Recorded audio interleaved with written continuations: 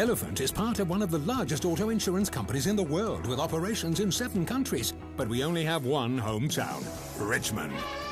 Thank you, Richmond. We're proud to be one of your fastest growing employers. More care, less cost. That's the Elephant difference. I thought both teams played with a ton of aggressiveness, and got to give UMass a lot of credit. They really battled, and they got off to a slow start, and they didn't drop their heads. They kept playing, they kept attacking. They're a hard team to deal with because they've got a lot of interchangeable guys and aggressive players. But our guys hung in there, and I thought the difference really was in the second half when they were able to take a 1-point lead. Over the next 3-4 minutes, our guys responded really, really well, had some big defensive stops, and we were able to get more aggressive on the offensive end and get a little bit of a cushion. Did you guys change anything in that sequence after they went up 1? Mentally, I mean, we didn't change anything in terms of our scheme, but I think you know, it's really important to be in attack mode and be aggressive. UMass had really gotten us on our heels, so I think during that stretch we kind of got back to being the aggressors. Sometimes it's easier said than done. You know, you never want to play with avoidance. I think that's been a challenge for us at times at home.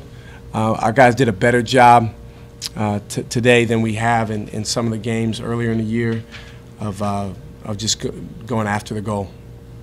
How cool was it for Jordan on the day his brother's things hangs from the rafters to make the 3 that started that, and then the block at the other end? It just kind of. Yeah, he made a ton of plays today. You know, he's a guy that got a great deal of appreciation for, because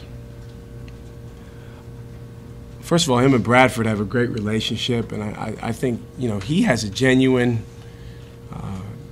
feeling of being happy for his brother, all the success that he's had. You know, there's a lot of people here in the Richmond area that have compared him and his brother. That's not always easy. He realizes that he's his own man, he's his own player.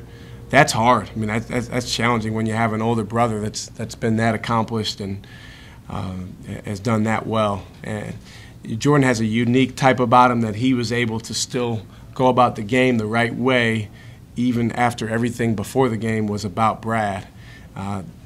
There's some other guys on the team that would have a hard time with that, and that's one of the reasons I really appreciate Jordan.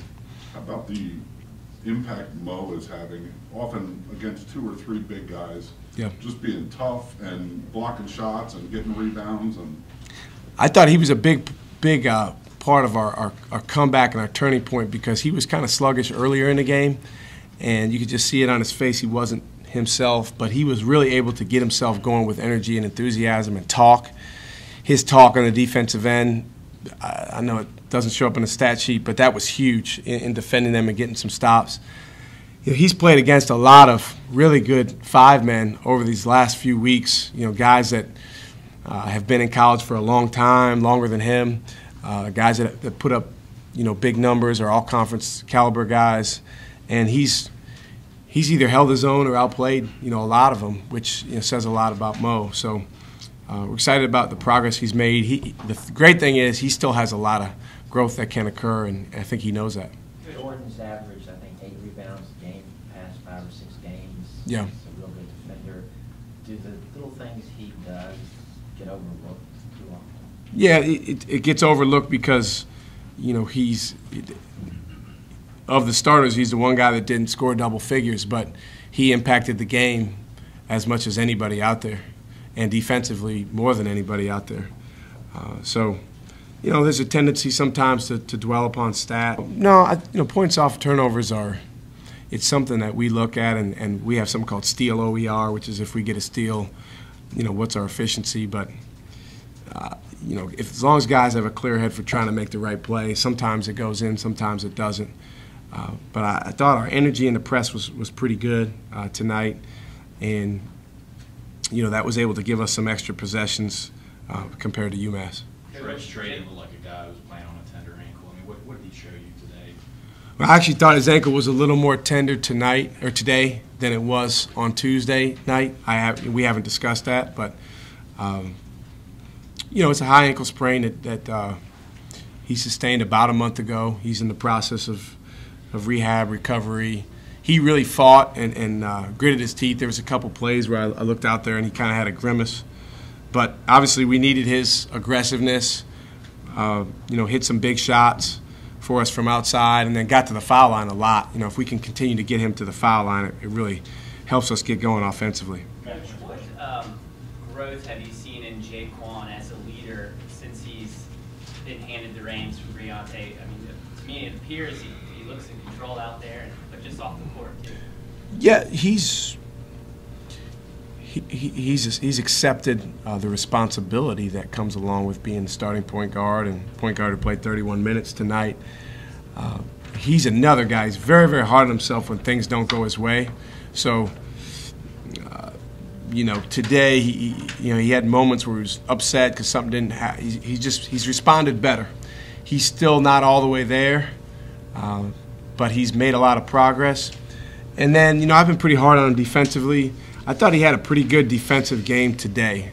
And even there was a couple times where he lost alertness and he looked over me and kind of put his hand up. He's more aware defensively than he's been. So if he can keep making progress with that, remember he's just a sophomore, so if he can keep improving, I think he's got a chance to be a terrific all-around player. Coach, you talked about Grant briefly. I just want to get your thoughts about the ceremony before the game. Well, it's something that we've wanted to do since his career ended.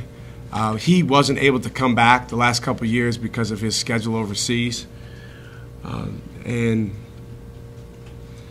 So we found out that he was going to be able to come back, and we've known about this for a while. Obviously, we announced it to the fans a few weeks ago.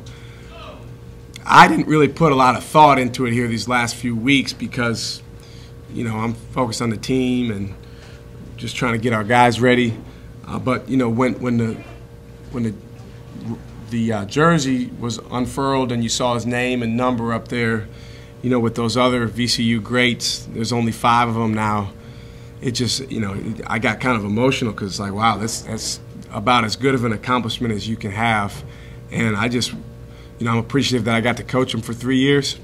He made so much progress in terms of his approach. When I first got here, he literally sabotaged our workouts. He'll tell you. He was mad about the coaching change. It wasn't really about me. It was just that there was a coaching change. And he turned into, as a senior, as good of a senior leader and communicator as we've had, along with Darius Diaz, Joey Rodriguez. And he was a big part of us his senior year, really overachieving relative to a lot of people's expectations that year coming after the Final Four. Elephant is part of one of the largest auto insurance companies in the world with operations in 7 countries. But we only have one hometown, Richmond.